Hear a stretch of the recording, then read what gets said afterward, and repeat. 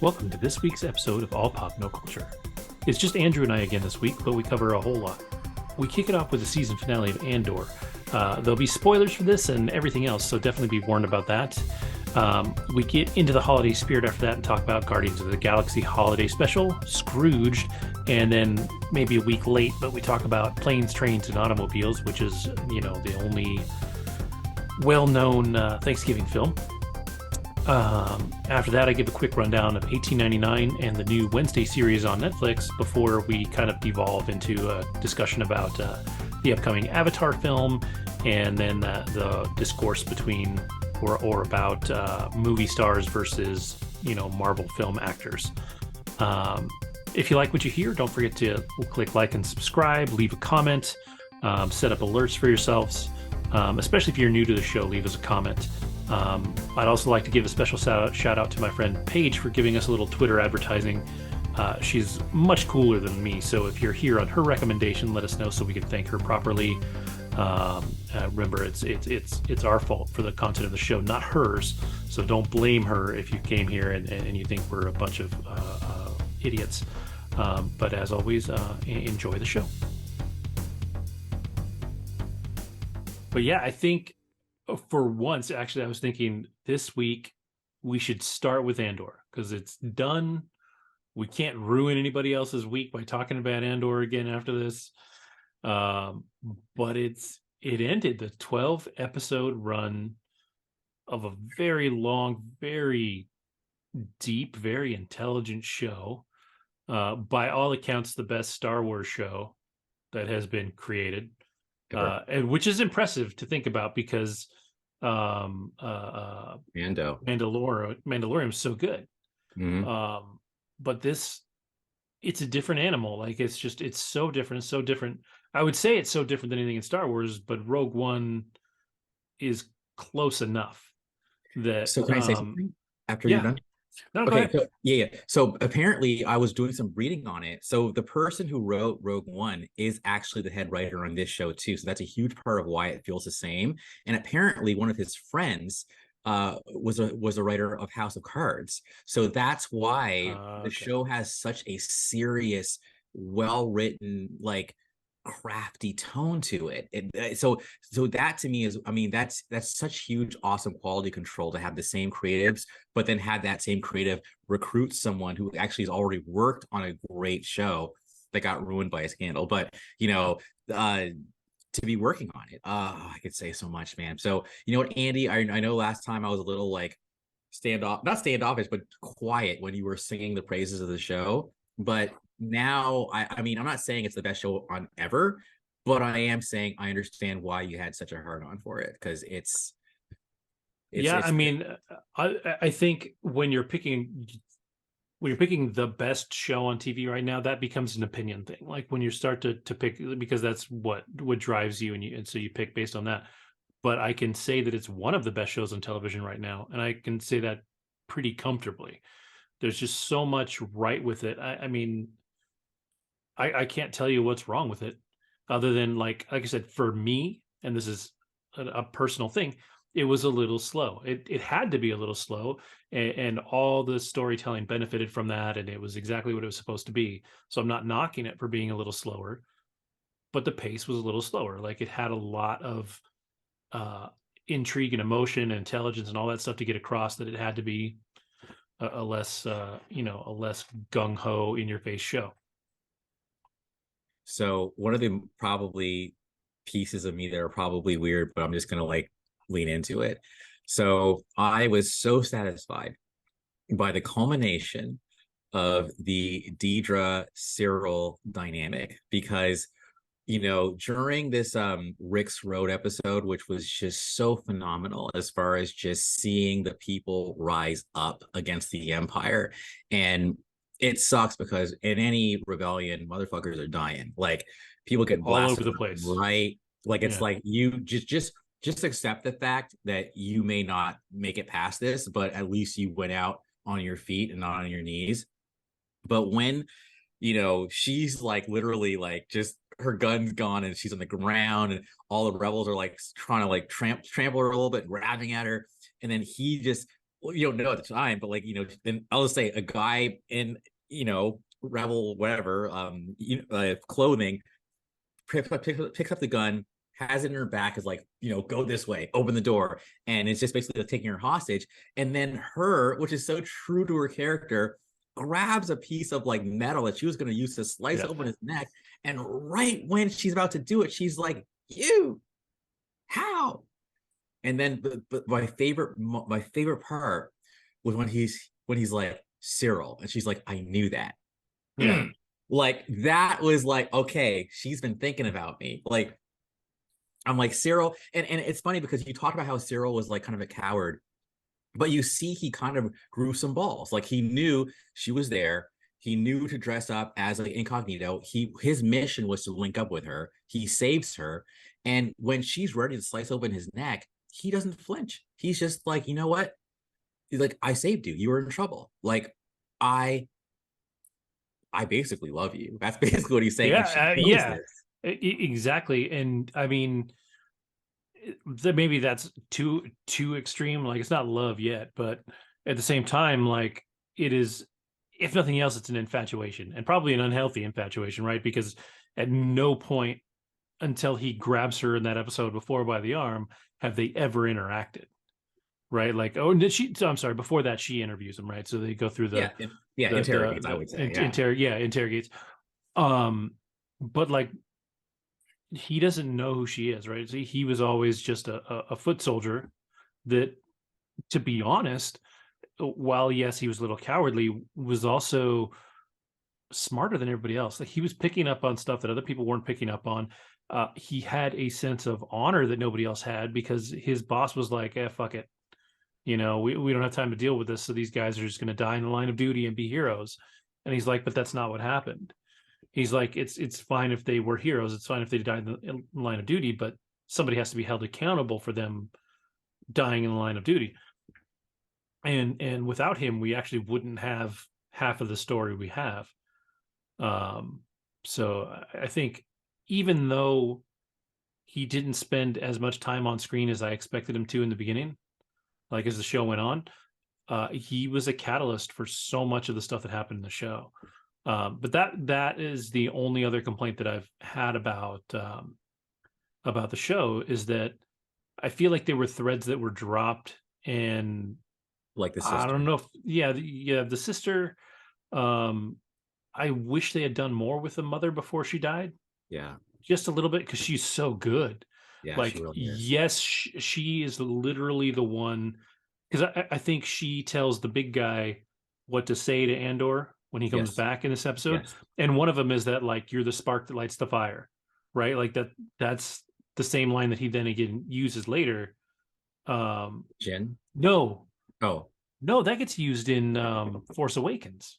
We are the spark that'll light the fire that'll burn the First Order down.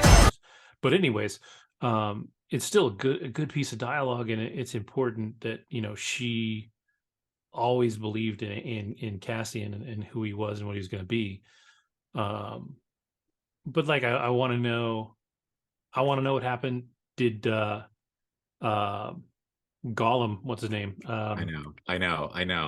I know his name. I mean, yeah, but Andy yes, Serkis. Andy Serkis. Did did he did survive? he even get off? Like because he can't swim. So Yeah, the last time we saw him was him standing at the edge, knowing that he can't swim.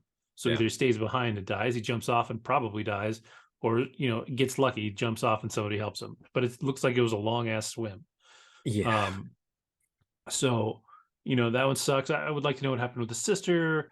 Um, I wish we'd gotten a little more story from the big guy, because he loves Cassian Yeah.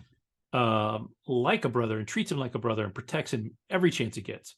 Even in the beginning, when he comes to him, he's like, look, I was with you last night, blah blah blah, and dude just kind of like, "Oh, okay, you know. Um, and so I wish we had got a little more of his story too, and maybe we will in the second season. I didn't see if he got killed or not in the fray. I think he lived. I think he did. Yeah, Um, I was just going to go back really quick. I would say that Cyril I'm obsessed with this dude. Cyril, I think he's in love with what she represents. I think that he loves that. For Like the sure. fact For is, sure. like he sees himself in her, and he sees that they're kindred spirits.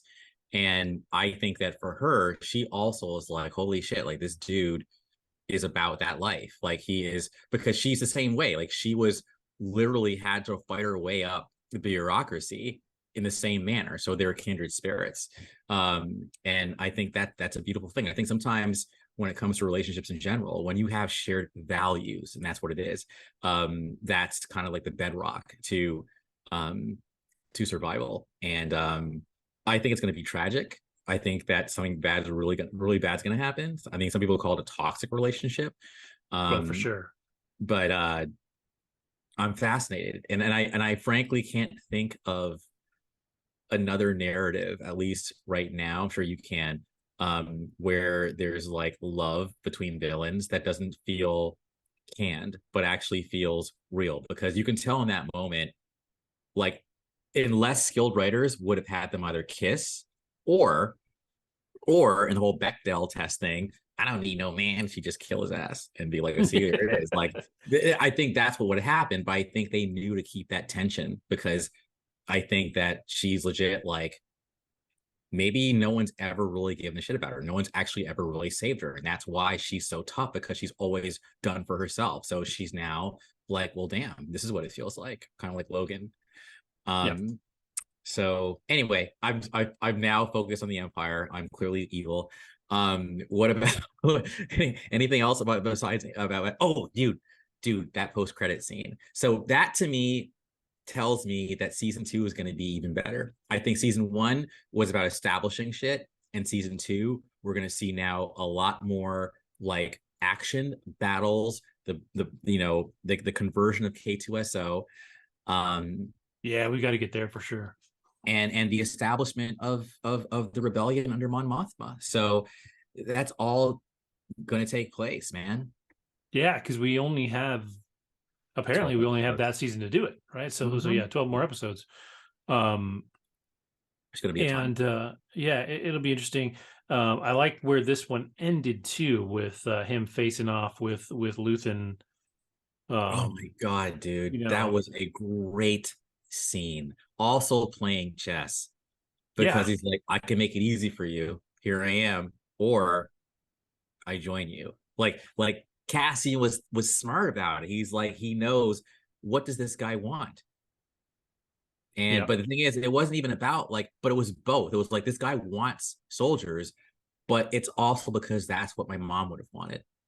Fucking love it, man. yes, yeah. It was a good. Just the whole last run, like I said, what she meant to him, and so much was given in that scene in the, I guess it was the tunnel. I don't want to call it the sewer because I don't think it was a sewer, but that tunnel with the big guy talking to him, it just gave him that last, I think, that last push he needed, because he was Yeah, very reluctant. and he was very, very careful after that. Like he sat up in that tower watching everything go down and didn't go crazy, didn't jump in, didn't do anything stupid. Went and got his friend, saved her, got her back to the ship, left her on the ship, and took off. Right? I Like, mean, that's some hero shit right there too. yeah, Like, he's like, I'll see you guys. I'll find you.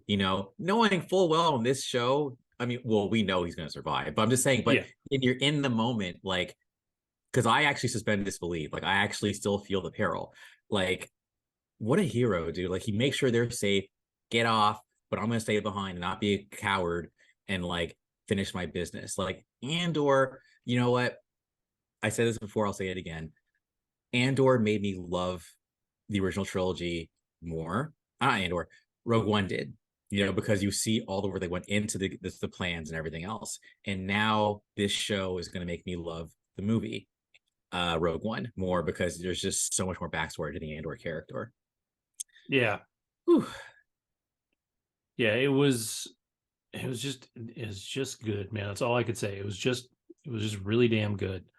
Um, and I can't wait for the next season. I think um it was something that was so smart and so original that I just, I'm trying to think what the next Star Wars show is. I think it's Mandalorian. The next season of Mandalorian, I think, is the next thing that's going to come out. I think that comes out before Ahsoka. Yeah, I'm sure it's been a long time And now. yeah, and I'm kind of like, well, how are you gonna, Top it. yeah, like how are you gonna keep up with what you've done? And the only thing I think of, and one thing that I think they've done really well, is that everything's been kind of different. Mhm. Like, nothing is formulaic for them. Like I said, Ahsoka is going to be a samurai show. Mhm. This one was your spy thriller. Mandalorian was a western. So you've got all this stuff, and I think that is kind of what is making Star Wars cool right now, is they're not resting on their laurels. They're not, um, they're not taking anything for granted. They're really working hard to do something special. Yeah, thank God. Yeah, so cool. I think the we regard that as a win. Yes, we do. Then, sticking with our friends over at Disney, and jumping over to Marvel, we had the Guardians of the Galaxy Christmas special this week. That dropped Tuesday, Wednesday, Thursday? Must have been Thursday. I think it was Thursday. Still pretty brand Was new. it Thanksgiving? Yeah, Thursday or Friday. Yeah, Maybe maybe yesterday. it's Friday. But yeah, so that dropped, and that was a fun little 45-minute episode of just kind of a cute, fun story. Um, I dug it. I dug it. Actually, I think for me, as I was watching it, it felt the most cinematic for me of all the Disney Plus shows, period. And that's I think high praise. Maybe I'm on a high right now from the show, but because I love Palm so much. But I love how, even though Peter James, I keep saying Peter Gunn, even though James Gunn had nothing to do with Infinity War, as far as like, oh, he did, I'm sure he was a consultant. There were so For the many Guardian stuff, yeah. ties. There were so many ties to Infinity War, whether it's um Rocket getting the arm, whether it was like Kevin Bacon, because like, is Kevin Bacon like the most awesome guy on the planet, whatever, like that happened on Titan, as far as that conversation went. And Yeah.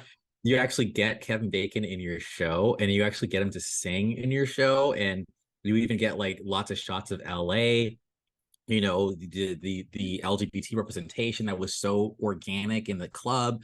Like, there was actually really nothing I didn't like. I mean, yo, did you peep Nebula like kind of dancing all kind of funny Yes. proud? Yes. I had to rewind that to make, like, did that just happen? Like, yo, I mean, everybody was on their A game. I feel like, it was weird seeing Quill actually take a back seat, but I think it worked because, whatever. I love the animation piece, as far as choosing to go the animated route versus actually getting Michael Rooker back. It made it more, I think, special, because Yondu is passed. So let's just memorialize him as in the animated piece.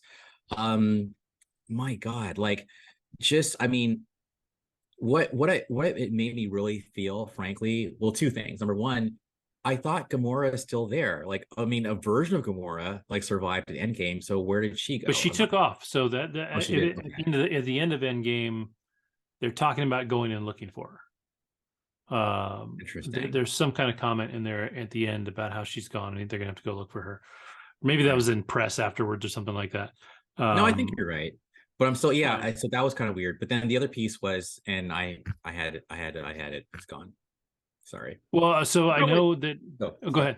Go ahead. No, but I also gonna say, I also love how even like the setting of nowhere, like when they had all the Christmas lights and everything else, it actually reminded me of your favorite show, Deep Sleep Nine. Like when they'd have like things happening like on the deck and everything, the events, like it. I just felt like they made that station feel like a home, which is crazy to me because. And when she said she bought it from the collector. Man, I thought the collector was dead because I thought Thanos killed his ass. Maybe not, but I don't Well, see. I think it looks like he killed him, but I don't think he actually did, because that was during when Thanos is doing the Yeah, illusion to the trap reality them. stone. So I don't know that he necessarily killed him then or not. Um,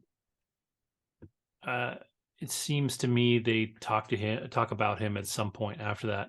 Maybe not in that movie, but somewhere else. Okay, well in that case, then I maybe could he's be still. wrong. I might be remembering wrong, but the what I liked about this is it still had that like not quite 80s, but like that whimsical like Christmas special feel to stuff that we watch. Like Andy's big complaint was that Group. that Groot looked kind of funky, but I think that was intentional. If you look, there's not a lot of like special effects in this. They did them with the ships, but they kept it pretty minimal everywhere else. And I think I feel like that was almost a gag. Like there was because it wasn't an animated Groot. That was somebody in a suit. Yeah. Like if you really look at it like that, that was somebody dressed as Groot. I wouldn't be surprised if it was Vin Diesel. If it was their way to get Vin Diesel on set as Groot. That would Uh, explain why he was so thick. yeah, like why Because he's I so think big. Groot's usually like, more He's twiggy, long but and lean always. yeah. And so I think, and I haven't read anything about it, I haven't done the research, so I could be totally wrong. But I think it was intentional. I think it was to give it that feel of, what we remember seeing as when we were young. Because you got to think about how old James Gunn is and what He's all what right. would have inspired him for a Christmas special would have been something from around the 80s. It would have been 100%. the tail end of the Rudolph the Red-Nosed Reindeer animated stuff. It would have been stuff like that.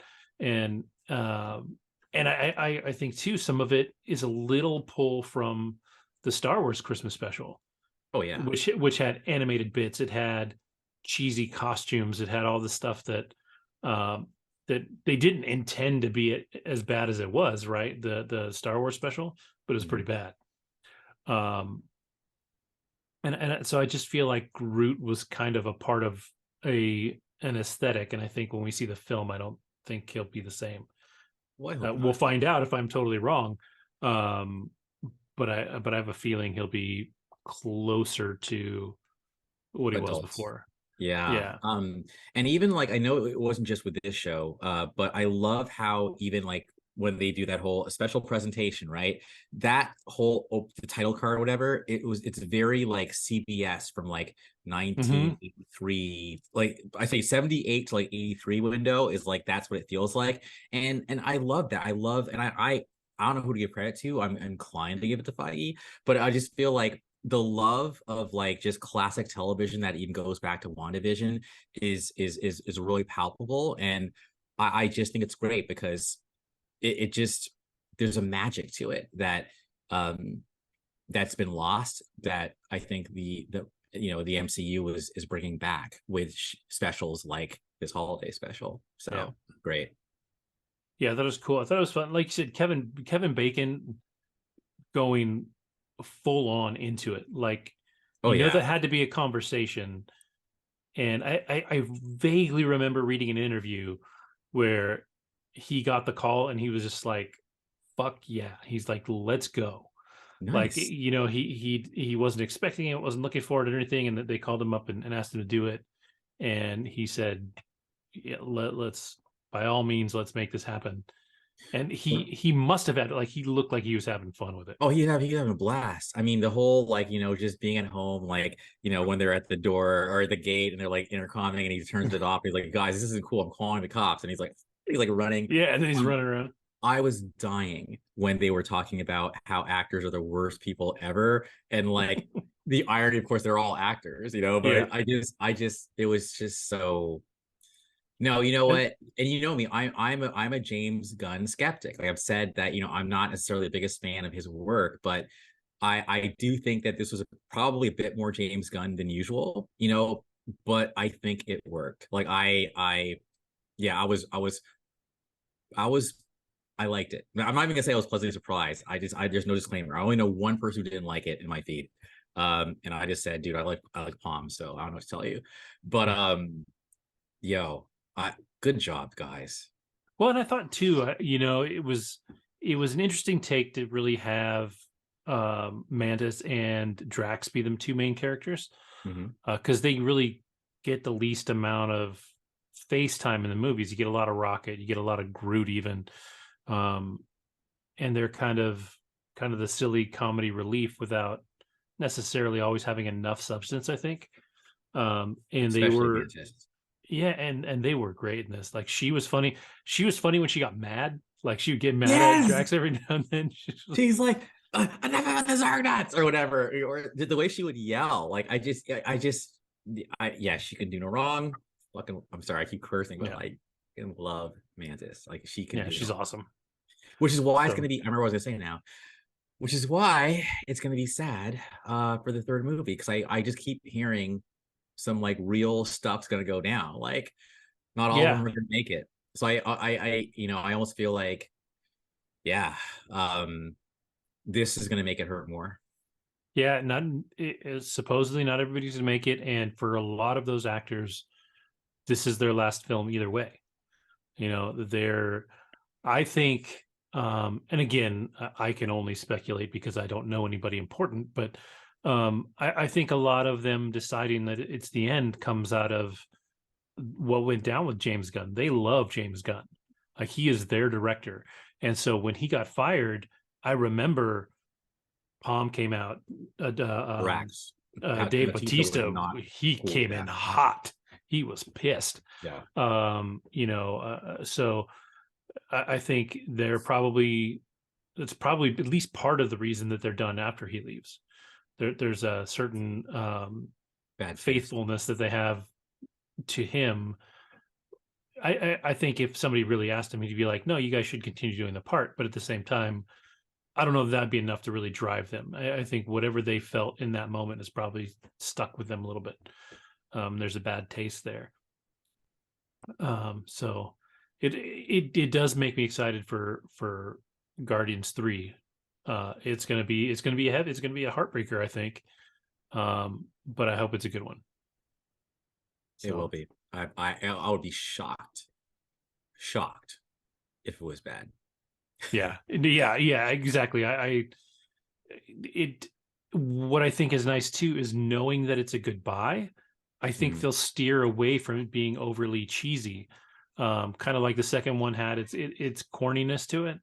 I think they'll steer away from that and keep it grounded, at least a little bit. I mean, it's still got to have its cheekiness and its silliness, its Guardians and all that, but it's going to have its heart. Yeah. Heart. And that's what I think what made this special so great, because it was like it made, we already loved Yondu as is, but it made me love him even a little bit more.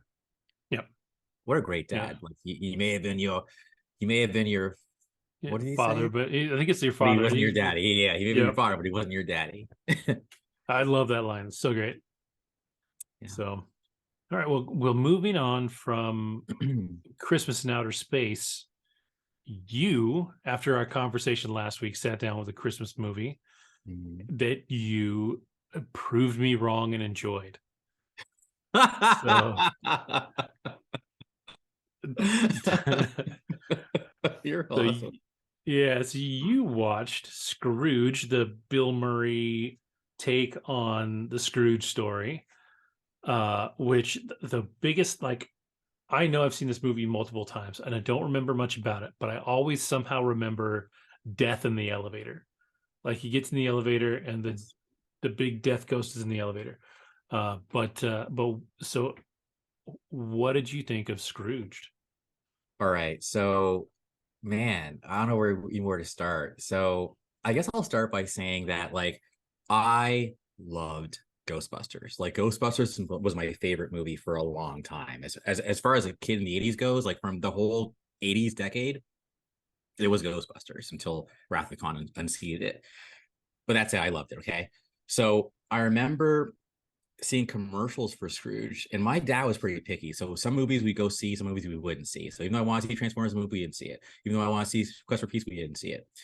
Ghostbusters 2, we didn't see it. Scrooge, we didn't see it. Anyway, you get the point. So I after all these years, I that song, oh my God, Put a Little Love in Your Heart, that was a huge hit. I'd see the video, I'd see all like the scary stuff and going, wait, is this a Christmas movie or is that Peter Venkman again? Like, no, it's anyway. So I finally put this movie in. He's a TV executive, okay? And he's actually, I think, the VP of the network. And it starts off with these like commercials or trailers to different TV shows. And one of the trailers actually is a lot like Violent Night. It actually has like, I think it's either Santa or some action hero who's helping out and like blowing people away. And really, Bill Murray's character is a cynical guy who is just kind of like, he's Scrooge basically. But I gotta say, I kind of like identify with his character. Like I was like, because he's someone who you find out that like, I'm not saying I was poor, but he's someone who you find out like he didn't grow up with like a lot. So he just always had that kind of ambition in him because he wanted to like rise. But he's really a dick in this movie, okay? You find out that like he had this girlfriend who was Karen Allen, who was adorable with those big eyes and dimpled cheek or chin or whatever, and she's like a social worker or like community service person. That wasn't going to work. And then he's approached by all these ghosts. So his old boss, I think played by Forsyth, who was Brett Carrington in Dynasty, shows up, and he's like ghastly. He's basically saying, hey, if you don't like fix your shit, like you're going to end up like me. But he's Bill Murray through and through. One thing I have to say, and this is the point of my earlier rant. The reason why this movie felt to me more like a Ghostbusters sequel than Ghostbusters 2 was because apparently this was the first film Bill Murray did after Ghostbusters. So I've always not always known, but I know now, Bill Murray is a pretty like kind of a dark, reclusive dude. And we saw that in that like Japan movie with Scarlett Johansson. I forget what it's called. But like Lost in Translation. Thank you, Lost in Translation. Like I'm like, why are you all serious and shit? But apparently that's really him. But yeah, like he went all in recluse mode because he couldn't handle the fame of being Peter Venkman. But he comes back and he's full on Peter Venkman mode. He's ad-libbing left and right. We see John Glover, which I love. It's a really cool that I'm seeing Lionel Luthor in an earlier role with no facial hair and he's skinny and weird looking. But like anyway, and you know, and the humor was pretty dated. Like that's the other thing. I feel like comedy is very much of its time, which is the tough part.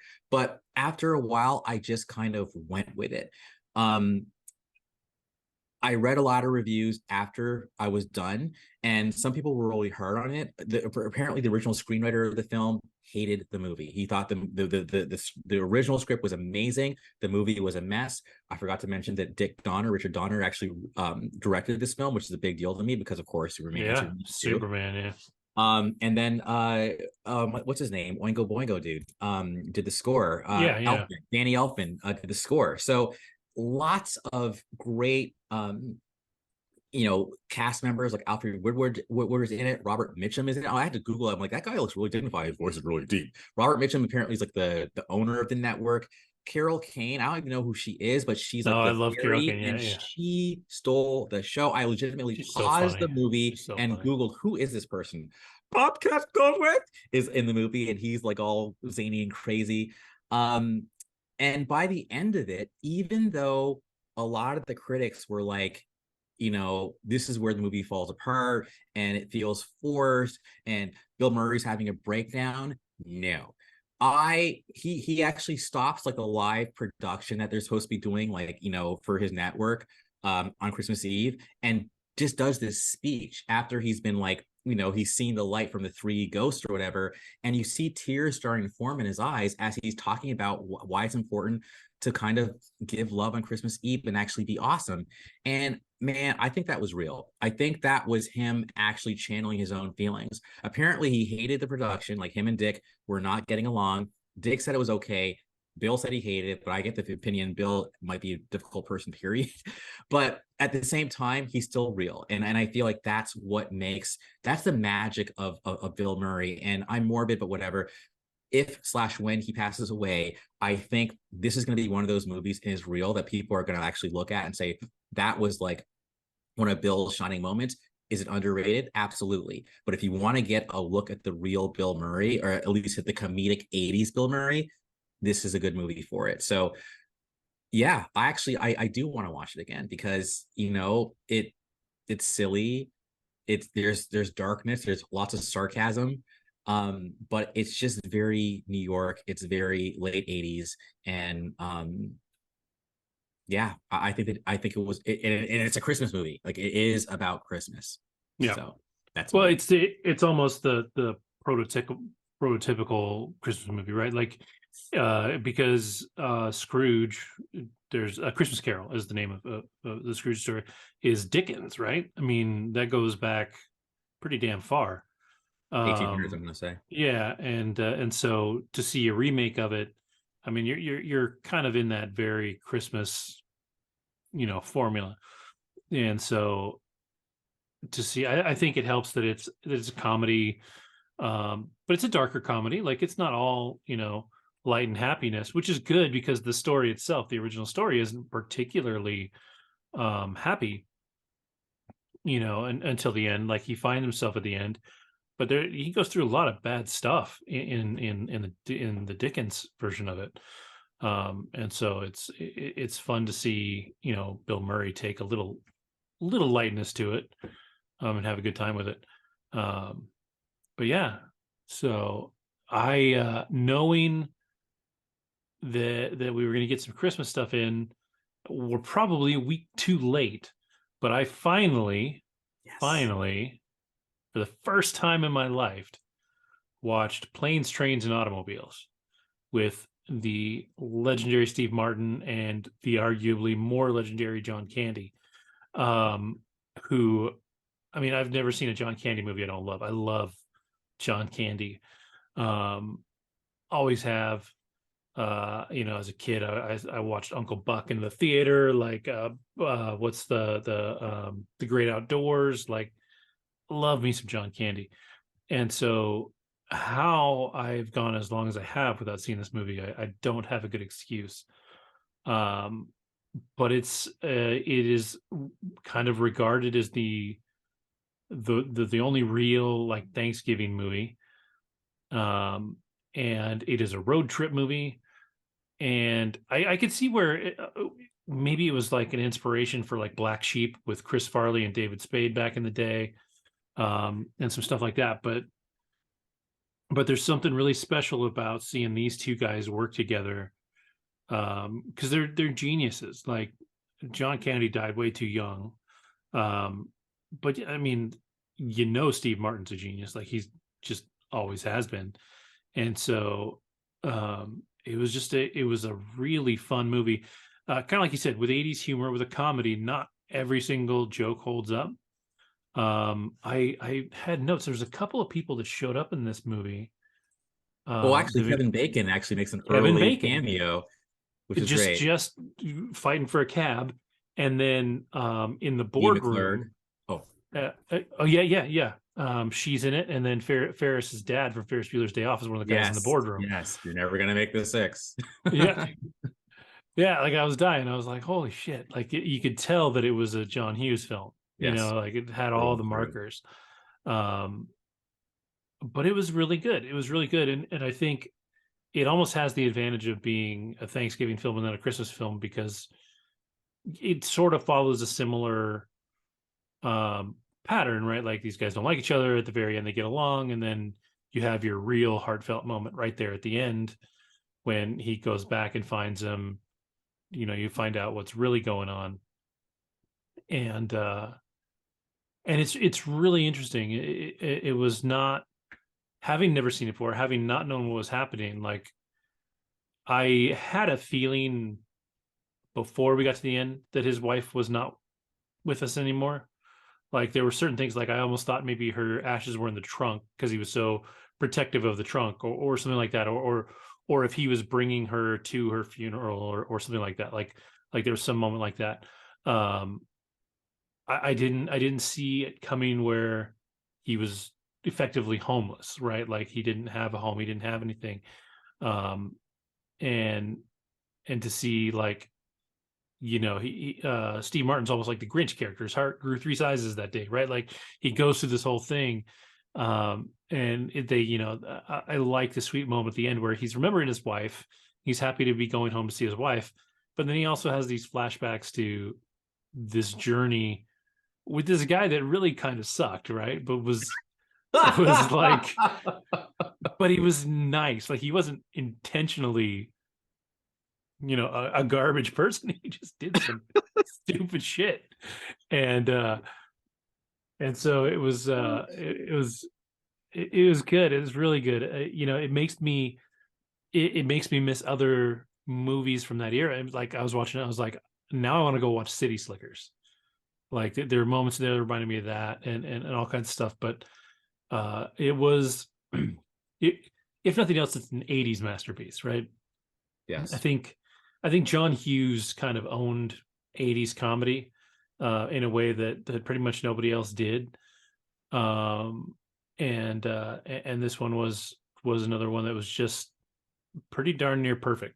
I will certainly watch it again, and at least now I don't have to be the idiot that says I've never seen it. It was embarrassing to say that so many times and then come back and say it again so many times, or because I just never did it. And so this show, I guess, was my excuse to get some class. So oh my god. So basically what I'm trying to do is there was one. Okay, so basically, like, okay, so while I'm looking for this, I'm probably not gonna find it, it's gonna suck, I'm gonna be mad. Is so you're right. Like you know me, like I definitely disliked Dell more because I rewatched the movie like in anticipation of this show because I saw it as a kid. But it was such a great movie, I still remembered it. Whereas I watched it now, and like the guy's like smoking, he's like putting his socks, like he takes off his shoes on the plane. yes, That was nasty. He puts his socks in, like he uses all the towels in the hotel. Like I'm like, holy crap, dude. Like I mean, he just keeps talking. He makes those snoring noises and he's awake. He's like, like, I'm like, dude, like, chill, but and when Steve Martin would then like lay into him, what I liked about him, even though Steve Martin was like totally cold, INTJ, by the way, or ENTJ, whereas Dell's an ENFP. Like I like the fact that Steve even knew when he was wrong. Like after he knew, like he went off on him, he'd be like, dude, okay, that you went too far. Dude, that scene where he's in the parking lot for the rental car, and then like the rental car's not there, and he actually walks away back, and he's like, I want my fucking blah blah blah. Like, dude, that scene is classic. And she's like, so do you have your rental agreement? He's like, no. Oh dear. Well, you're yo, classic shit. I'm ranting now. He was only 42 when he filmed that movie, Steve Martin, and John was only 37. So it's crazy to me how kind of in a way I feel like the lack of technology, and maybe I don't know, because that was the other thing I was really feeling in that movie. Like when they scan the credit card and that thing, and they're talking about clubs and gas. I'm like, yo, like apparently I saw on Facebook a commenter, like an adult like our age, who was saying their kid was having an anxiety attack because they're like, how are they surviving without like Uber or cell phones or like whatever? It's like they're just literally at the mercy of like analog life. But the quote I'm trying to find, and I can't find it, is when Dell's talking about how he's like, I like me, like I'm the real deal. I'm it's like the thing about this role is that Dell and John are actually not that far apart from each other. Like they actually talk about how John, even though he's a funny guy, there was a vulnerability to him that he definitely was a bit, just hurt inside. Apparently he was super conscious about his weight. He apparently got like exercise equipment on the set, never used it, smoked a pack a day, like did a little of the nose candy, like like no pun intended, like, so that's didn't help as far as his health was concerned, but he was still an amazing guy. And I think that I posted this on my wall when he was in SCTV. One of the people who were like working on the equipment, like bringing the equipment in, loading in, like they said that they saw this guy and he goes, hey, do you guys need some help? and then they walk up, and then he helps them like to carry their stuff in, and then someone else says, "Hey, Mr. Candy, like you're on." He's okay, cool guys. Let me just help him like load up. So it's the fact that like John Candy as the talent would help like the crew. It just spoke to who he was. He's a humble, good dude. So what I'll just say is like as far as you know both films, whether it was Scrooge or Planes, Trains, and Automobiles, they're both films about a cold-hearted person who is very selfish, by the end having their heart melted. And I think that maybe that's what the 80s needed. Maybe the 80s was all about Gordon Gekko and me, and super republicanism and like Reagan and like whatever. And as a reaction to that, this is about, no, let's not get away from what's really important, whether it's Thanksgiving or whether it's Christmas. One last thing I'll also say is, as a kid, I was like, and even watching the movie now, I'm like, yo, that wife is needy. Like, why is she like, oh, are you going to be late? I did some reading. Apparently, it turns out that the wife, I don't know if you picked up on this, actually thought maybe he was cheating, because apparently there might have been some like discord between the two of them. So when she actually sees Dell walk through the door, apparently there's like a huge look of relief and acceptance when she's like, okay, so he wasn't lying to me. And apparently this movie, just like a lot of the movies John Hughes did, was semi-autobiographical. Like, at one point, that was a thing. So, man, as quote unquote simple as some people might consider 80s films, at the same time, sometimes the realest shit is simple, but also still really layered. They both delivered phenomenal performances. And like I said, Scrooge might be one of Bill Murray's like highlights. Yeah, Planes, Trains, and Automobiles is a highlight for both of them. But yeah, for sure. John Candy in particular, I think really shined. And it's no coincidence that Ryan Reynolds wants to make a John Candy, I think, film, because and they're both Canadian, so it makes sense. Yeah, big time. But yeah, it was excellent. Like I can't fault anything in the movie. It has its moments where it goes a hair over the top. Like when they're driving through, in the car, like when he digs his fingers into the dashboard, and a couple like those little things that are almost out of place with the rest of the movie. But I was okay when their faces turn to like skulls or whatever, like when they're like, yeah.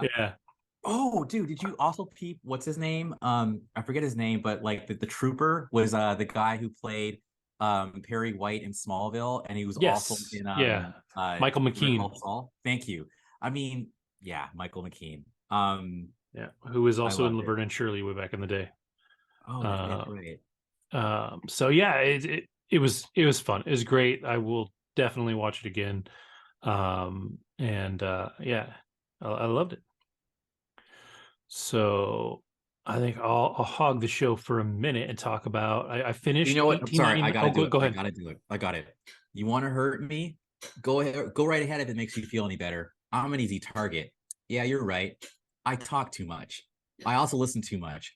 I could be a cold-hearted cynic like you, but I don't like to hurt people's feelings. Well, you think what you want about me. I'm not changing. I like me.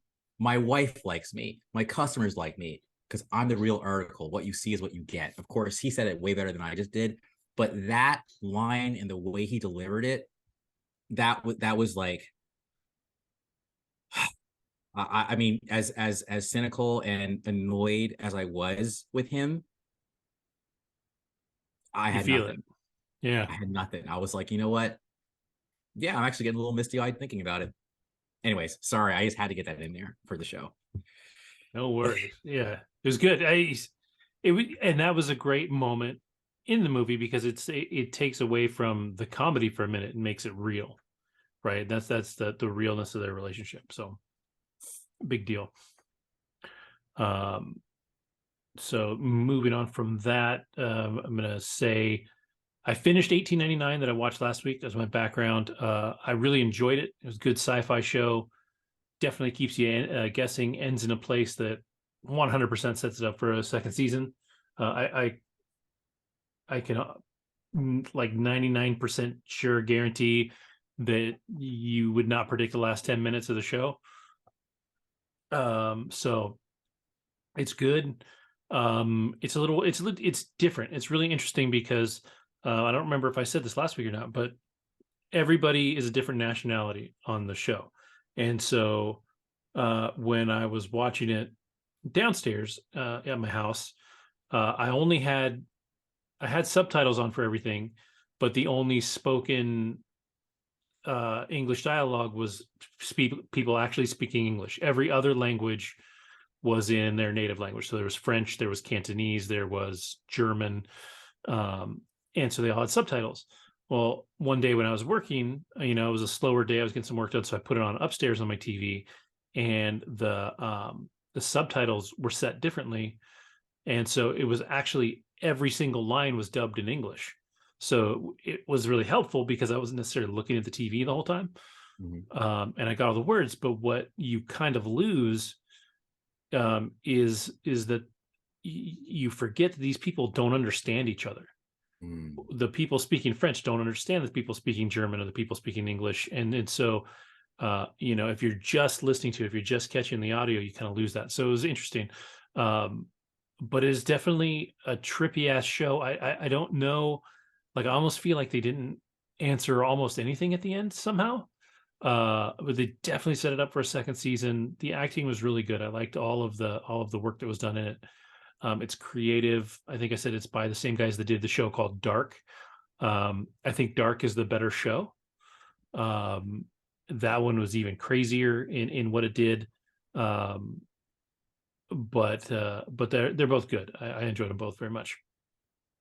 And then following that train of thought, I started Wednesday today with Miss Jenna Ortega here, and it's I only got through the first episode and a half, so I'm not done. Kind of like I was 1899 last week, but it's good. It's a fun.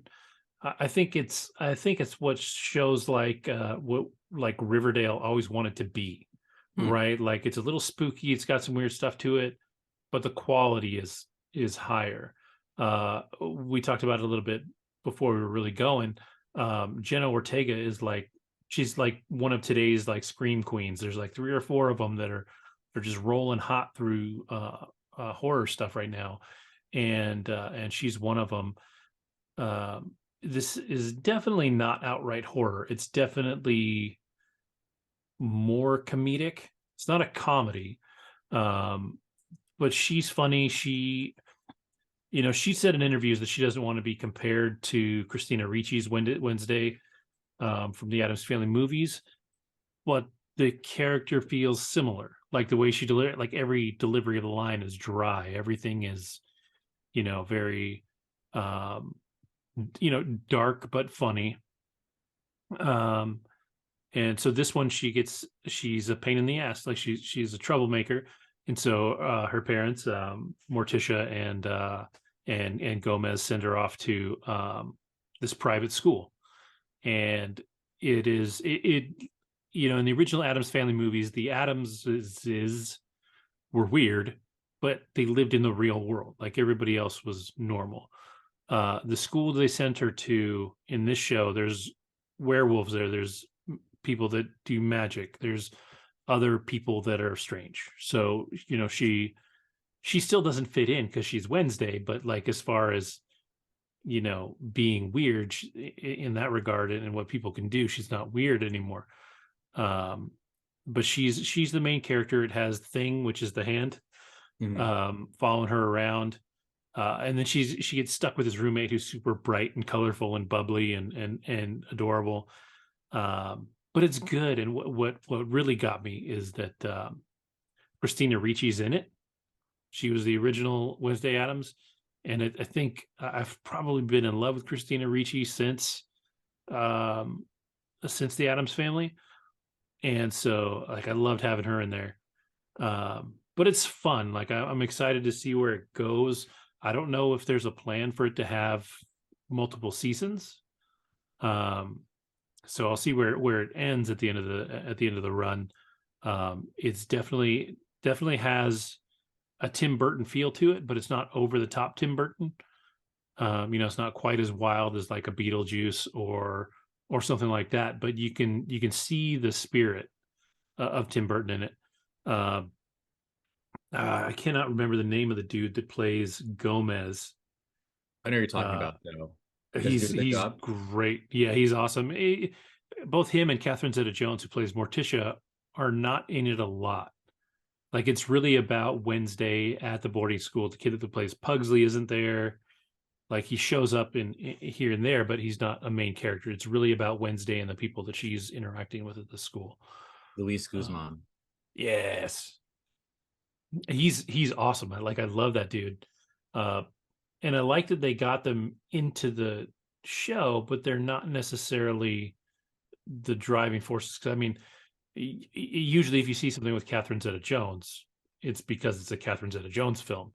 Right. And so to see her kind of play the mom and be more of a side character is kind of neat. But Jenna Ortega does an awesome job. I think she's really I think she's gonna have a long career, I think. And if she sticks in this field, like if she sticks to the horror stuff, I think she's good at it. Or at least the darker stuff. But her delivery is pretty on point in this. Like, she's pretty great. So I would definitely recommend it. We'll see if my opinion changes next week, because I'm sure I'll finish it by next week. Everybody that I know that has watched it has binged it pretty fast. I'm not sure how many episodes there are, but it looks like it's going to go pretty quick. Oh my God, dude. Do you know who created the show? You're gonna love this. Miles Millar and Alfred Go. Really? They did Wednesday? Yeah, man. No shit. For anybody watching that doesn't understand why that's cool, those are the guys that created Smallville, and had a very strong hand in starting that show off successfully and making that what it was. And that was a 10-year run of 24 episodes a season. So they did a lot of work on that. 8 episodes. And Danny Elfman is doing the I'm music sure again. As he Danny, has to, because of Tim Burton. Yeah. Exactly. It's like they're bound to each other in some spiritual way that I don't understand. So, but yeah, highly recommend. It's a lot of fun. I never watched even the originals. Like, so I never really got the Addams Family thing at all. But I mean, I think right now it's like the #1 show on Netflix. So, to just kind of get the zeitgeist. Do I need any backstory to get this? No, it's a different It's it's a different universe than the ones before. I mean, you can watch those other ones. Christopher Lloyd as Uncle Fester is great. The whole cast of that one, it's Angelica Houston is Morticia Addams, who I fucking love her. Raul Julia plays Gomez. I don't think Pugsley was anybody. God, Joan Cusack comes in the second one. She plays the love interest of Uncle Fester, which is hilarious. So they're fun. I would say the first one I think was better than the second one. But they were fun. They weren't great, but they were fun. And they had I also remember Hammer had a song. Yes, I think it was the second one. Want to say, yeah, yeah. Do what they want to do, say what they want to say, be what they want to be. Yeah, yeah. Oh my God. So that's getting in the Wayback Machine. Yes. Yeah. Please, Hammer, don't hurt him. Shoot. Well, speaking of hammers and people getting hurt, I think the last thing I've got brilliant is Midsommar, which I had never seen. And keeping on our run of horror movies and the A24 and all of that, I jumped into Midsommar, and I didn't love it. I didn't. It's so interesting because we've had conversations offline about it since, and we'll re-spark these. But like, it was a beautifully shot film. All of the acting in the film was great. The setups were all there. I wasn't ever particularly scared during this film. I didn't find anything like I've always heard that it's so scary, that it's so like nothing was nightmare inducing for me. As a matter of fact, when I watched it, granted it was at night, I fell asleep in the last 30 minutes, and I woke up right at the end. So like they were burning the house and stuff was starting to go down. And a part of me was like, okay, well, I know what happened. And I was like, wait, let me go back and just rewatch what I missed, because now I'm awake. So I went back to where I was, rewatched it, and I was like, I didn't really miss anything in like 30 minutes. I didn't miss anything. Like there's so much artistry to this movie. Like it's so artsy and it's so pretty and it's so put together in that A24 way, but so much space in that film was unnecessary. It was a 2 hour and 20-minute film, I think. And it could have been an hour and a half and been almost the same film. Um, I get, like, especially reading up afterwards, like Ari Aster, he does his films based on a deeper meaning, right? Like it's not just these people went to Sweden and shit went down and it was over. That would be if it was like a slasher film or something like that. There's a meaning behind it, and his is about toxic relationships and her breaking free from said toxic relationship with her boyfriend and all that. And that's the underlying like meaning of the story, the metaphor to the story. But man, I was fucking bored. Like I just like I got it. I got the movie. It was beautiful. The acting was phenomenal. Florence Pugh was amazing. Like Yeah. she really, really was. And I was just like, okay, All right. yeah, Um, so yeah, it's funny because like everything you're saying, like I'm totally cool with. I really am. But I love the movie, so I just had to like kind of rewatch the movie just so I could speak intelligently to it. Because sometimes when you see something or experiencing something, like you're talking about Brightburn, you remember how it made you feel, but you can't necessarily talk about why it made you feel that way. So I know when I saw the movie, I was like, damn, you know. So I watched the movie in two parts, like last night and today. And what I'll say is, like, for the first part of the movie, what you're seeing, what I'll say is, and for people who've seen the movie, great, just work with me. If you haven't seen the movie, maybe leave. But if you don't care about spoilers, stick around. So the movie starts off obviously with, not obviously, but with Florence Pugh. She's freaking out because her sister has mental problems or whatever, emotionally disturbed, and she's trying to get in touch with her sister, and no one's picking up. She hits up her boyfriend, and her boyfriend's like, yo, like, your sister does this all the time, it's nothing. And then you get a phone call, like the boyfriend gets a call again, and then she's like wailing on the phone, like this like mournful, terrible wail that yeah, it Pugh is does so terrible. well throughout the whole damn movie. It's almost like, Pugh, what have you been through? But anyway, of course, they fucking killed them. Like the daughter kills herself, carbon monoxide, and kills her parents as well. So now Florence Pugh has no family, all in one shot. She's mourning. The boyfriend kind of is keeping her around, but doesn't really want her around. Like, he wants to break up with her, but he's on the fence, but doesn't want to break up with her because he might regret it. He's got three friends. One of the friends happens to be a Swedish guy who's from this damn cult we're going to meet. The other two friends are like one kind of asshole and one guy who's just kind of like, super anthropology, whatever. He doesn't tell her that she's going to Sweden. And that's already the cause of a fight because he wasn't going to tell her about that shit. They end up going because Sweden dude is being observant because he knows she is ripe to join their cult. They go to Sweden. We see kind of like the cult. We get some more insight into their personalities, including like the Swedish guy who knows her, and basically is peeping game and saying, look, I know your boyfriend doesn't love you the way you need to be loved. We're a family. Like he's basically like seducing her first to him and then to the cult.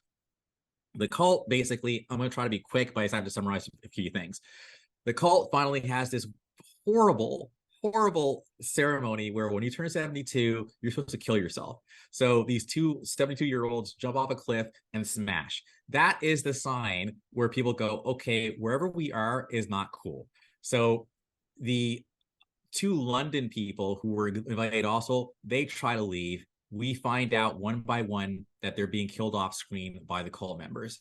So all this is happening. And one of the eeriest things is at one point you hear a woman scream off screen in 3 different places. And it's like you hear the scream, but then they just kind of just keep doing what they're doing. But you know, if you're paying attention, someone just got killed. Okay.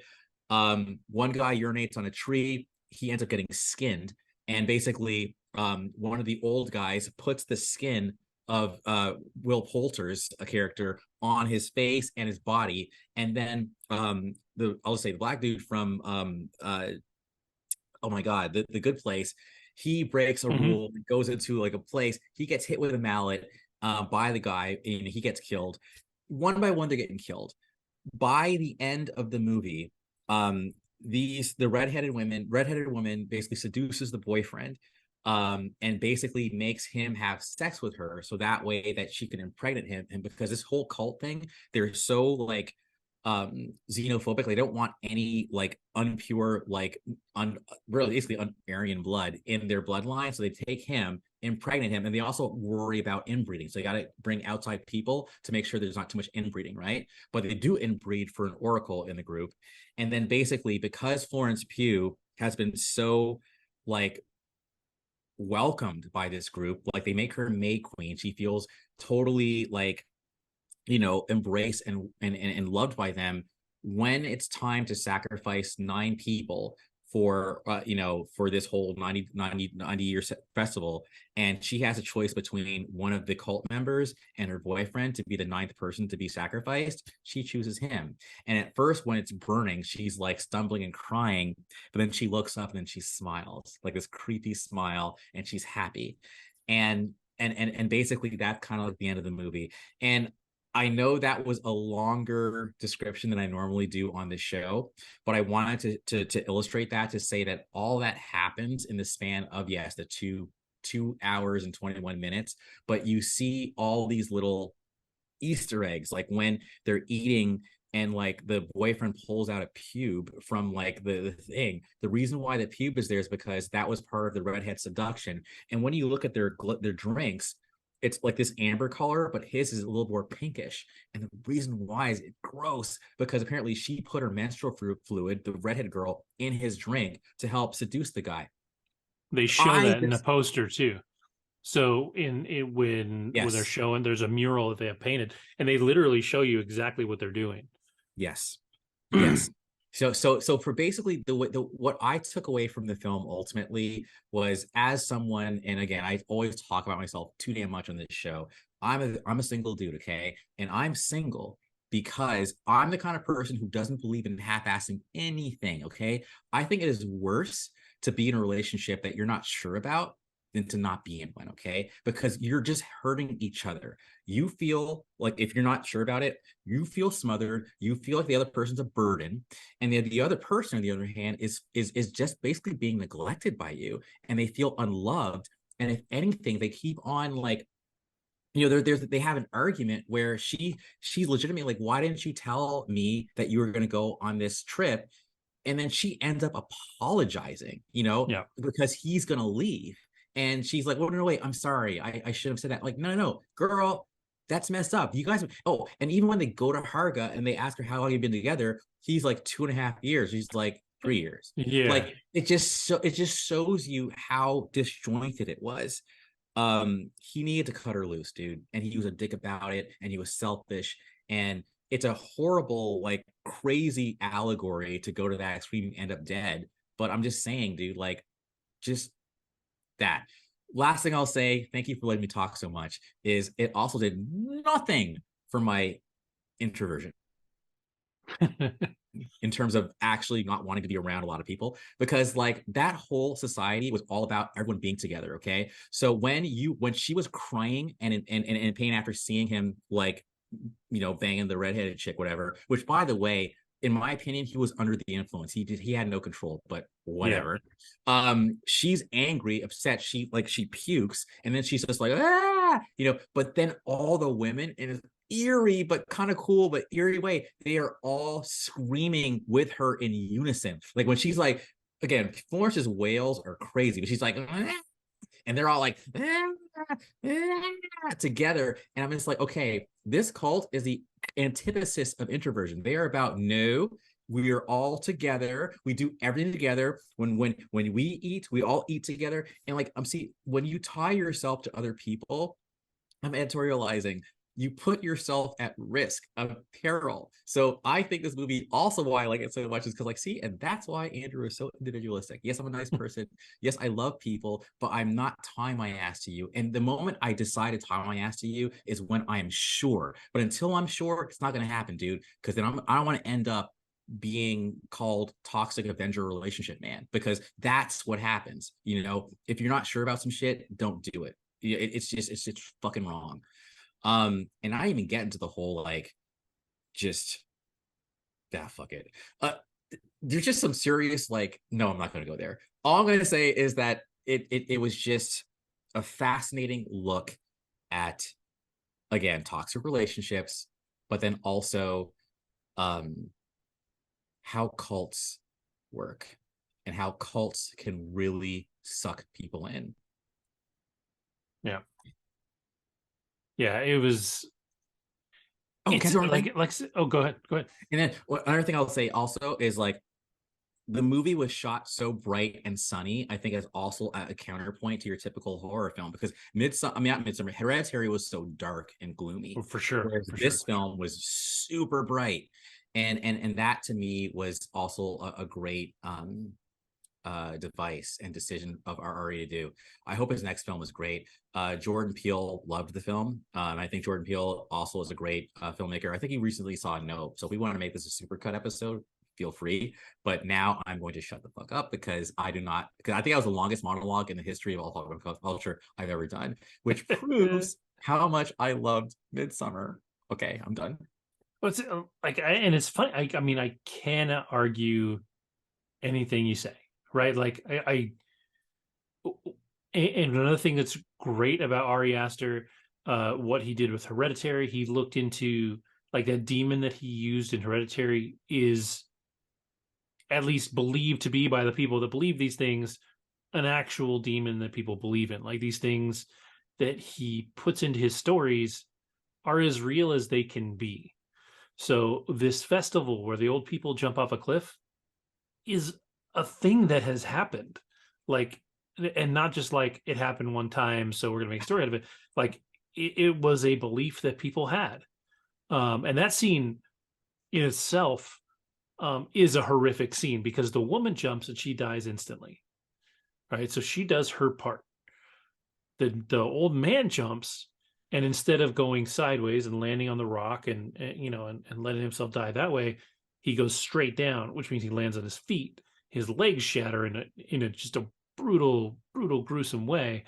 And then it's up to a couple of the cult members to come over with this giant hammer and smash his head in, which of course they do nice and close up, so it's super gory. But like these things that Ari Aster puts into his stories are things that have a basis in some form of reality.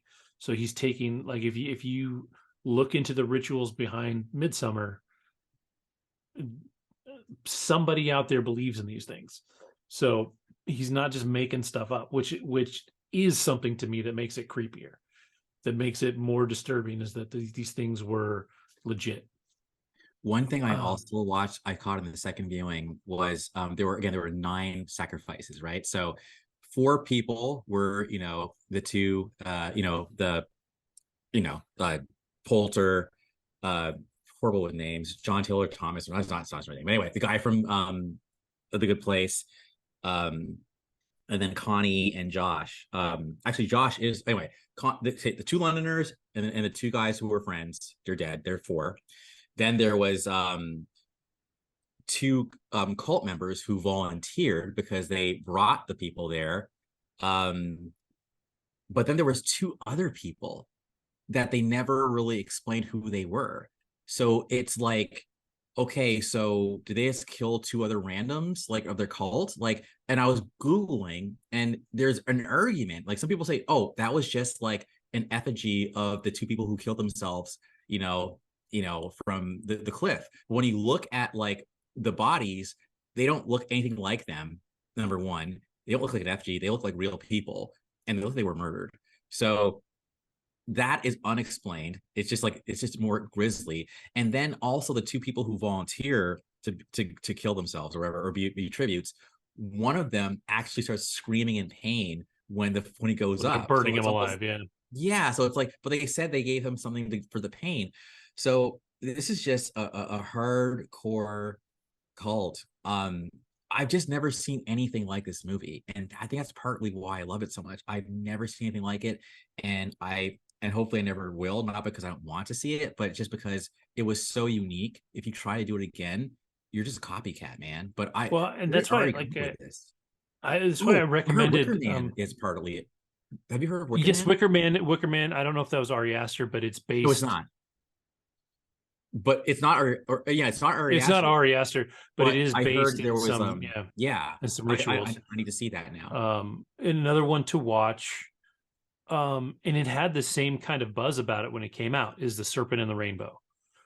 This is, I believe, it's Wes Craven, and it was late '80s, early Yes, '90s. 87, I want to say. Yeah, Yeah, but this one is about Serpent and the Rainbow is about voodoo. voodoo and what led to the stories of zombies, where you would get trapped by these um, voodoo witch doctors, and this is also, again, it's a true story. They would drug people so badly that those people would ultimately become people's slaves in fields. People would think that their families were dead and gone, and some, I forget where the stories are, but people have found their family members working in a field because they're just so wasted out of their mind because the voodoo witch doctors were drugging the living shit out of them. There's a specific drug that they use in The Serpent and the Rainbow, and that's what it's about. And it got billed as a horror movie, and I remember watching it, and I wasn't as scared by it as I expected to be, but I was also, I think, too young to understand the implications of like Sure. losing yourself and Agency. losing your, yeah. Um, and so that's another one that is in the same category, where when it came out, people talked about how scary and like horrific it was, but it wasn't because of the monster in the movie. It was about the reality behind the story and the things that were happening in the story. Because I think The Serpent and the Rainbow is even loosely based on a specific true story. It I think is the journalist was really went down there and went through these things that the story is based on. correct. I'm already looking at it right now. Yeah, Based on a nonfiction book. Nonfiction, that's what got me. Of the same yeah, name by ethnobotanist Wade Davis, wherein Davis recounted his experience in Haiti investigating the story of Clairvius Narcisse, who was allegedly poisoned, buried alive, and revived with a herbal brew, which produced what was called a zombie. So I've got The Wicker Man and Serpent and the Rainbow to watch. Over the next couple of weeks because I want to talk about both of them. But I really want to thank you for watching Midsommar. I would say my last word on that one is that I've said to other people too. I just say it's more disturbing than scary. yes, yeah, I think so Um, too. and because I think the Blood Angel thing, just there's just so much of that movie that was just like fucked up. Seeing the foot of Josh in the dirt, just sticking up, like just how they can casually kill people, but like smile on your face and be all nice, but then like kill you off screen. Um, Twisted shit, man. And I So think too, like it's weird. I think it's almost like you have to catch the small things in it to make it as scary as it is. yes, Because if you just casually watch, and if you're not taking it all in, we talked about this before, but I think this is one that really would have benefited from being in the theater. yeah, If you see this in the theater, I think it would be more disturbing because you don't have anywhere else to look, right? So you would catch these things that if you're at home, in today's modern age, you're going to look down at your phone at some point for something. And this is a film where you can easily miss something. Like something can go by really quick. Um, so I would say if you're going to watch Midsommar and you really want to get the effect of it, it's Pay a long attention. film, but set your other stuff aside, dedicate the time to watch it, so you can take it in. The opening scene is heavy duty. If you, I would Yeah. say that should come. It didn't affect me in the way that I think it could affect other people. But if you have a problem with suicide, or somebody in your family has died of suicide or something like that, you A should warning. know that there's a trigger warning there, because it is a heavy opening, in that regard. Like it's simple, it's short, but I can see where people would struggle with that if their life has Been affected. been affected by that. So that's the only real warning I'll give. Otherwise, I mean, yeah, it's fucked up. Yeah, it's stuff that has happened, but it's probably not stuff that's going to happen to you. Like, you're probably not going to go to Sweden and get sucked in by a cult and go through all that shit. At least not I on would that say, scale. But and I would just, and then I'll be more paranoid than that. I'll just say, yeah, just always have a ride home. Don't entrust your being to a bunch of motherfuckers you don't know ever. Um, Especially if it's out in the woods. Yo, even when they're like, there's so many bugs here, that's I would have left. Like that was like early on, like before they took the shrooms. Like I would have gone. That's it. I'm out. yeah, Like, you know, and the last thing I'll say, I'm sorry, is that the first time I saw the movie, I actually did not. I missed the foot. I missed the foot sticking up in the dirt. So because it's so quick, but yeah, because I always wonder what happened to Josh, but now I know his foot was sticking up in the dirt. yeah. So yeah, I think that's what we've got for the week. I think I'm sort of like, I thought I had a long list of horror movies to watch, and I think I have one somewhere. Oh, I do actually, right here. I need to. Oh, you can't see it. There we go. I got a Oh my bunch to god. maybe have a couple to cross off. Some of these are old, some of them are classic.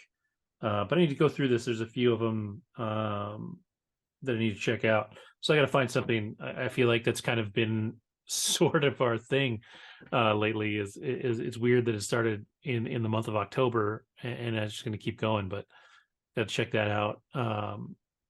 May catch Beast over on Yes. Paramount. Peacock. I've been meaning to watch that. Peacock. Um, like it doesn't really look particularly good to me, but I love Oh, Idris Elba. yes. And I'm just curious enough about it. I need to finish Nope. I watched the first 20 to 30 minutes of Nope, Okay. and I was just too tired. I fell asleep watching it, the other night. So, uh, but I wanted to get into Wednesday for tonight, so I'll save Nope for next week. Awesome. Um, Yeah, I hear Idris wrestles a lion. So yes, I think that will yes, the be Beast is a interesting. lion. So Yes. I think in one of the trailers he's actually punching it in the face, and I'm like, that's a terrible idea. I don't know how that has a Bloody happy ending. stump in real life if you do Yeah, that, yeah, sure. yeah. I've seen lions. They're so much bigger than you think they are. There's a video of a dude that I think he had raised some lions when they were young, let them loose into the wild, and then he comes back and visits them, and like the video Yes. is him just standing straight up, and they come Yes. running at him, and dude never falters. To his credit, Yes. I don't know what's in his head, if he's just like, either they love me or I'm dead, and that's good. And it tackles him, and then they're just Yes. snuggling, and he's just rolling Yes. around cuddling with these lions. And part of me is like, that's the coolest fucking thing in the world. Like, that would be so rad. Like, I love big cats. I think they're beautiful. I think they're amazing. I would shit my pants and run the other way and die. Like, there's just no way, if a lion's coming at me full speed, even if Yeah. I think I know that lion, Yeah. they would smell the fear. I'd be dead. I mean, didn't like one of Siegfried and Roy get his head bitten off So, by a well, lion? yes, one of them, not bitten off, but he got paralyzed because he got bit in the neck during one of their shows by one of their tigers, that they've had forever. Like, Yeah, and the man. problem was, I think what happened with that, or what they think happened with that, is that, something happened, and they think the tiger was actually trying to protect him, and Oh, take him by the neck and pull him away like they would with anything else. But his neck isn't built like another big yeah, cat's neck, so when it bit in, it damaged. Um, and because it like if it wanted to kill him and rip his head off, you just rip his head off, you know. dude. By the So way, like this conversation, I love how cosmic this call or whatever this show has been because that's totally what like Nope's about, right? no. Well, not Siegfried. Okay, you know what? I'm okay. I'm not spoiling anything. I'm gonna shut up. Anyways, you will see the tie when it's over. I'm so sorry, dude. All It's all right, right. It's all right. By the time I watch it, I'll forget what we were talking about. So it good. works perfect. But yeah, I'm excited. I'm so excited to watch that. I've been really meaning to get into it. I like Jordan Peele. I like what I've seen so far. I like what's his face? I know you're Who's talking the about. I know. I know it Dan, sucks. is it Daniel? Is his first name Yeah, Daniel? Kahlua, Daniel Kahlua. There you go. I like him a lot. Was that Kiki Palmer that Yes, plays it his is. sister? I Yep. like her. Um, I love the guy that played the dad. I was so disappointed when he just gets whacked right there. And I was like, oh man, because like I knew who it was as soon as he spoke. I was like, all right, I know that dude. Um, Keith David, I think. yes, Keith David, Yeah. exactly. Dude from The Walking Dead, Steven Yeun is the Asian Yes. guy. I Yes. love him. So it's Yes. great cast. I have all the faith in the world in Jordan Peele. Everything that I've watched so far has been good, so I'm excited to finish it and just see where it goes. Least But profitable of his films, but I think it did well at the box office anyway. But the reason why is because the budget was so high. That's why. oh, did it have a higher budget? Oh yeah, much higher. And the timing, like it's just it's such a weird time for movies right now. Such a Yeah. like that's why I'm looking at what Avatar needs to make, and I'm like I don't see how. Like I don't see. Although I think I'm actually getting a little excited about it. I think I forget who said it, but someone said they saw it, like some celebrity. No, it was what's his name? It was Guillermo del Toro said it was excellent. Yeah, and I do have a lot of faith in Guillermo del Toro, but one of the things that made the first one such a huge blockbuster is people were seeing it multiple times. And what I have seen in the promotionals is that I think they're going to do a 3D cut of this one.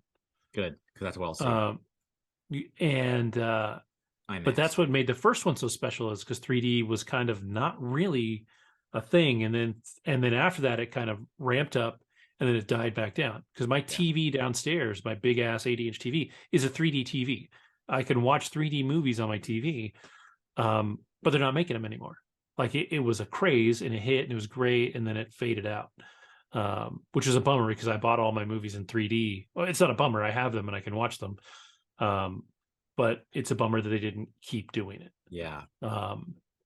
And so I know that was one of the things that made it, but my biggest argument against the new Avatar and it making as much as they need it to make, I think it's going to make a lot of money. 2 billion. But it while it does look amazing and you watch the trailer, it looks beautiful. It doesn't look so different from everything else that's out there now. When the first one came out, it looked so innovative and it looked so crazy and it looked so brilliant. And then the story was solid. I mean, you had this tribal story of a parallel to the Spanish coming in and wiping out the Native Americans. And it just I don't know. I that's the other thing too. I haven't seen a trailer that gives me any kind of story. Like it's like, look how pretty it is, and we're in the water. I'm Yeah, like, I think it's all okay, about family. Like it's all about we have to do this sure. for family. So It's it's like, it's Fast and the Furious Avenger style or Avatar style. It's all about family. but yeah, So I will.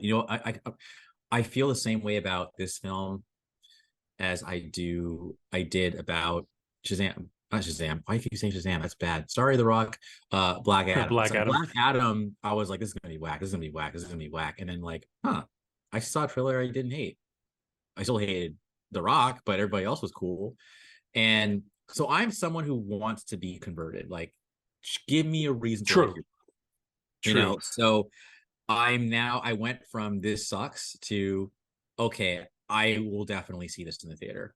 I will. I will feel FOMO if I don't see it, unless See, the reviews are and terrible. for me, if my wife's not interested in seeing it, and she's not, my kids have seen Avatar, but they're not fired Yeah. up by it because by the time they saw Avatar, the first one is literally everything that's out there. It's a blockbuster movie with special effects. And Yeah. there's tons of blockbuster movies with special effects out there.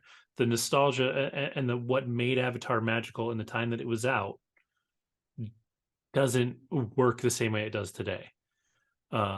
It's like watching the original Top Gun today and just not quite feeling what you would have felt during the time. Like those jets are old, so why are they cool? Like all this stuff, like it doesn't quite work the same way.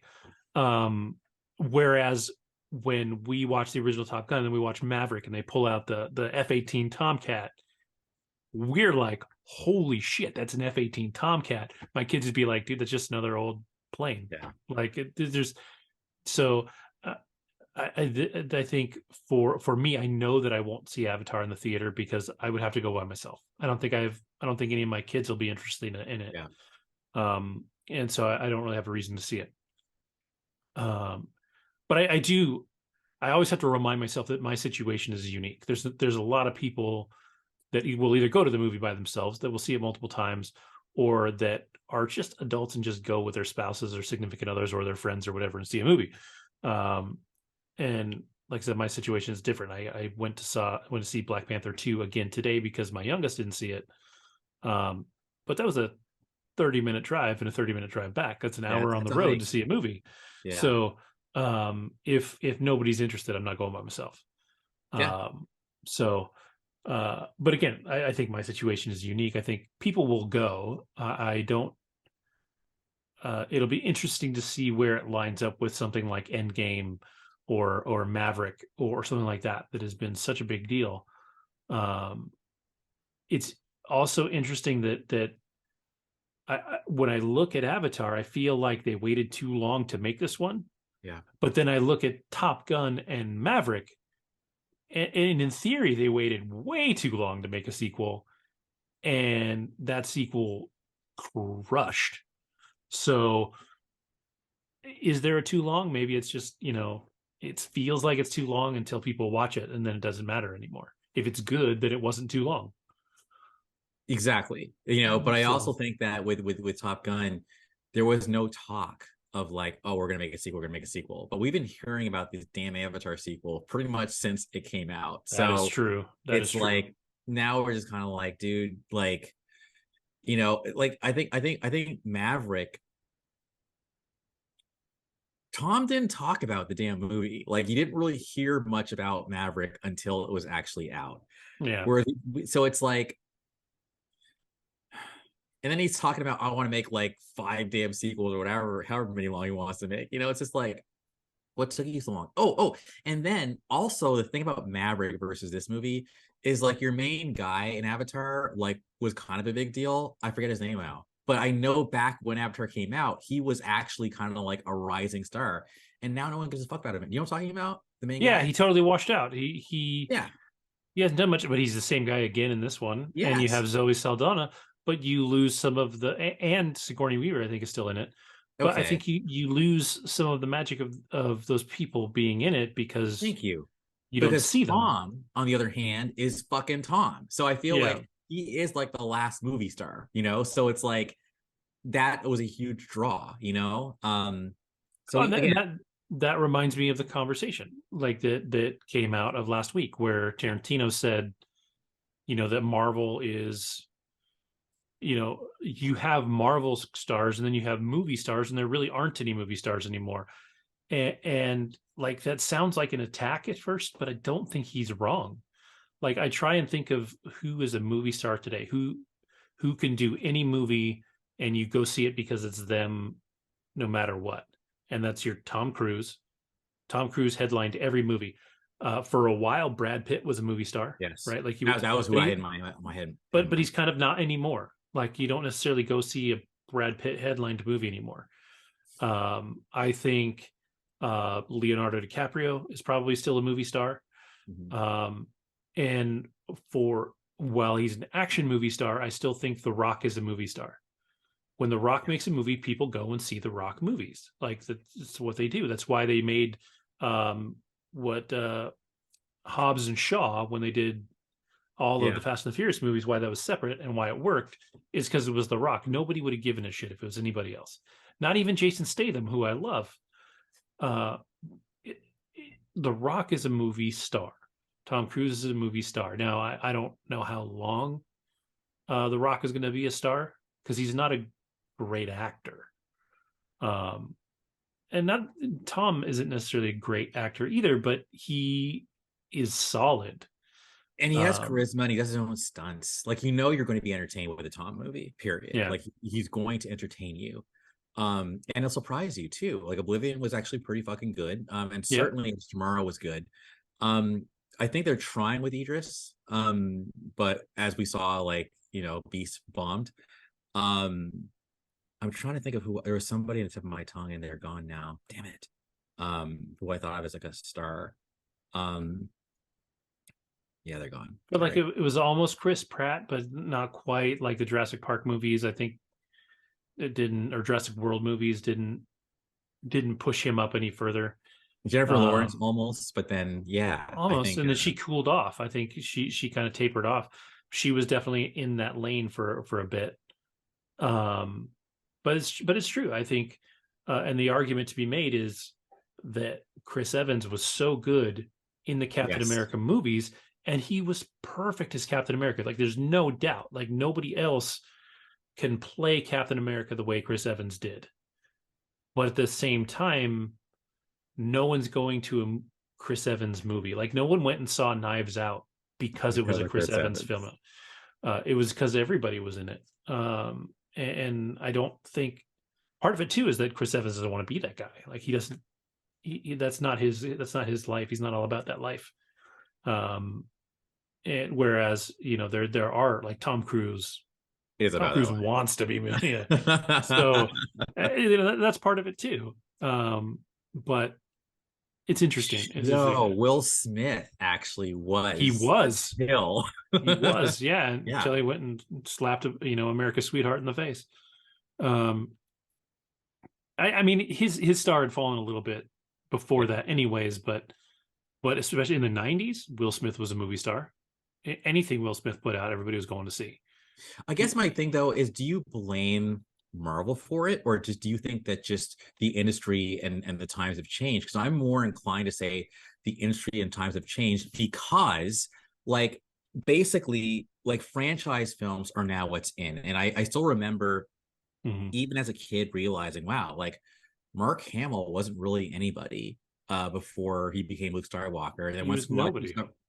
So it's like, when you have franchise films, besides like an RDJ who was like down and out, like, you need those unknowns. Like, you need, like, Thor was, I think he was paid $100,000. Like, that's crazy that his salary was $100,000 for a Thor film, but you need nobodies so that they can embody the character. So, but I guess I chafed a little bit because, as a Marvel stan, like, I am sensitive to any critique of Marvel as being the reason that something is the way it is. I'm like, no, dude, like, they just read the room and delivered. So stop hating, and I just got the sense that Tarantino was like blaming Marvel for that. And I'm like, no, dude, I don't think that's it at all. I think that because people have options and don't have to see a movie in the damn theater anymore, the only movies that really get people to come out are these blockbusters.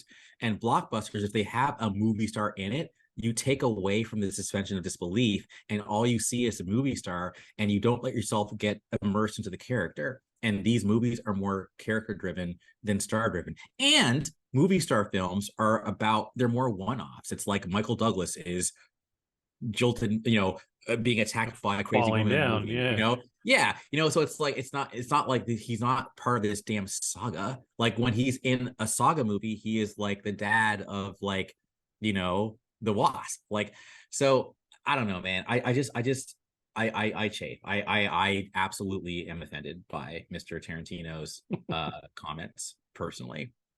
Yeah, But for me, like factually, he's okay. I mean, factually, I get it. exactly. Like and it depends too. Like I would like to see, and it may be out there and I haven't seen it, but I would like to see like a video recording of that conversation, because Fair, when you see it in text, you kind of read into it the way you want to read into it. fair. Whereas if he was sitting there and he just says, "Look, these movies are great, but we don't have any more movie stars because blah blah blah," right? And if he says it in a certain way with a certain tone, but it's also Quentin Tarantino. Like when you read Quentin Tarantino's words, you're like, he's kind of up his own ass. Like Quentin Tarantino I likes mean, Quentin he Tarantino a lot. legitimately said, he said, I don't like Marvel movies. I've aged out of them. He's like, if they made them in the 80s, I would have liked them. So you're saying that we're children for liking this shit? Man, fuck you, Tarantino. I mean, I do like Kill Bill. Don't get me wrong.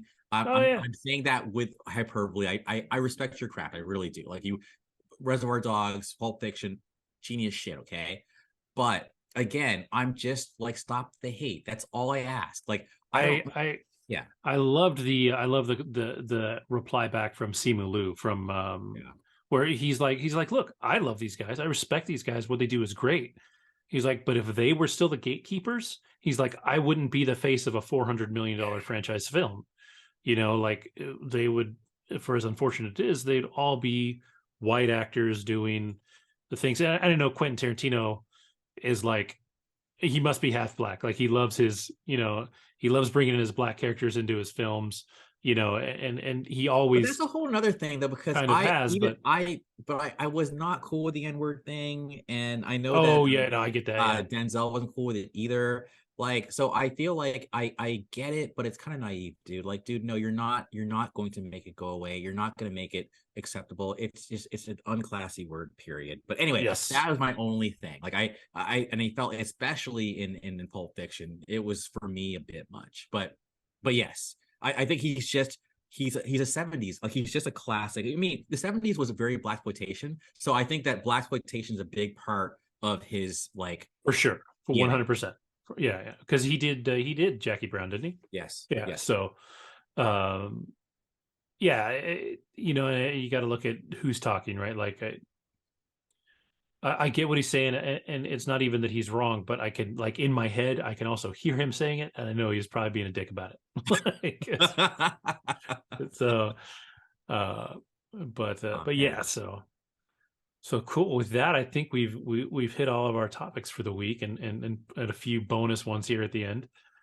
So I don't know. You got anything else? Nah, man, I don't got anything else. All I gotta say is I always have fun doing this, and I always get a little sad. Like, I think I got a little sad on the last one, and I'm feeling myself a little sad on this one. Like, I actually feel myself like prolonging it. So that's kind of crazy. But like, yeah, man. Yeah, good. Well, with that, I will say to anybody still watching, that thank you for watching. Thank you for. I just got a text from Pete today. Supposedly, he updated a bunch of the audio, so we're almost caught up on that. He even tells me that maybe he'll be back next week, Excellent. which I've heard. I feel like a battered spouse. I've heard it so many times that I don't believe it anymore. But he might be back next week, so that'd be great. Excellent. I got to make a special shout out to my friend Paige, who on Twitter, she is way cooler than me, has way more followers than me, and took the opportunity to advertise the show for a day. So if we get a bunch of new followers and new listeners or whatever, and they came over from Paige's recommendation, blame me, not her, for whatever you hear. But much thanks to her for pumping us up out there. And with that, have a great week, and we'll see you next week. And maybe Pete will be here to ruin everything. So have a good week. Deuces.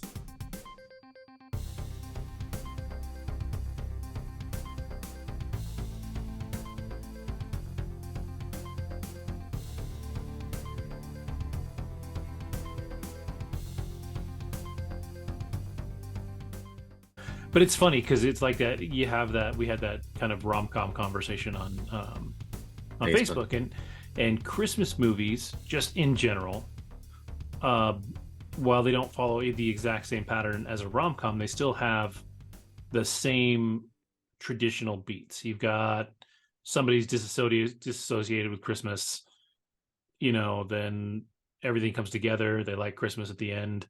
There's some kind of happy ending. If you watch, the Santa Claus with Tim Allen, like he doesn't want to be Santa. He's got to become Santa at the end. He's got to deliver all the presents and, and all that jazz. So they always have a happy ending. Like it doesn't matter like how bleak it is. There's going to be a happy ending at the end of almost every Christmas movie. You go back to not Miracle on 34th Street. It's a Wonderful Life. Like that's actually like the beginning of the movie isn't the happiest thing. Like the dude's he's about to kill himself. Like he wants to die. And instead he gets to live his life again and see all the things that worked in his life that that are amazing and ultimately chooses to live. Like that's the whole point of the movie. And that is less peppy than Elf or even Scrooged, but at the same time it's still the same basic beats. Like you have the same things. And that's why I was laughing when I think it was Leah I was talking to going back and forth about rom-coms, because especially if you watch rom-coms that are on the Hallmark Channel and especially Christmas ones, every single one, they're not similar, they are exactly the same. Like exactly, like if you break them down to a formula, you can almost break them down to the minute that events are going to happen. Hilarious. So that's why the note that I made to her was always makes me laugh, because my wife's aunt loves to watch the Hallmark Channel. Whenever we'd go visit, she'd be watching Christmas movies all the time, and she'd get so mad because like right around 20 minutes to go, I'd be like, cool, they're gonna have a fight and she's gonna go back to the original dude, and then with like 5 minutes to go, the dude's gonna show up, everything's gonna wrap up in a happy little bow. And that's exactly how it happens every single time. So it's almost like you're spoiling her. Yeah. I was like, you could put any two people in this role, anything. And that's the other thing too, is that like the longer Hallmark goes on, like it's almost like the narrower their cast list becomes. There's these people that just live in the Hallmark movie like bubble, and they just do all the movies. Is Winnie Cooper one of them? She is, but her and Candace Cameron. Yeah, that's right. And they just left to go to this new, I think it's a more Christian network. So I think it's a little more church oriented, a little more Jesus oriented. But yeah, it's the same idea. It's same kinds of stories, just a little more Christian, pure. Yeah. Right. Like and so but yeah, I can only imagine that those movies are going to be exactly the same. Probably the same writers, same formulas. I just couldn't believe, like, again, I'm like, and yes, I am sort of knocking them, but I'm like, are you serious? Like QVC and the Home Shopping Network, like that's hilarious. How much more, I hate to say the word basic, but like how much more basic can you get, dude? Like you might as well get some candles up in there, like maybe like Etsy will. I'm just saying, like, yo, are you serious? But it's okay. You know what, I'm sorry, I feel bad now. There's probably lots of people out there who like that shit, so I'm sorry. They do, and that's the thing, is like there are some people that get a great comfort in knowing that the movie they're watching is going to have a happy ending. Yeah, maybe it's a little silly in the middle, but it's your holidays, it's your love, and it's your happy ending. And there's people that need that. It's like the same people that read romance novels know that the real world does not operate like a romance novel, right? Like you're just not going to go out and just bone the crap out of everybody you see, and it's going to be spectacular, and it's just going to be dirty and hot every single time, right? But they love those books. It's why 50 Shades exploded. Even though it's terrible writing, the story is not very good, all this stuff, it blew up because it still fills that like void. Yeah, it fills that void in people's lives that wanted it. What they call it? I think they call it housewife porn when it came out. Like it was the okay like thing for housewives to have, right? Because you just go buy 50 Shades. It wasn't a movie. It wasn't, and everybody was reading it, so it was okay. So that stuff is definitely out there, and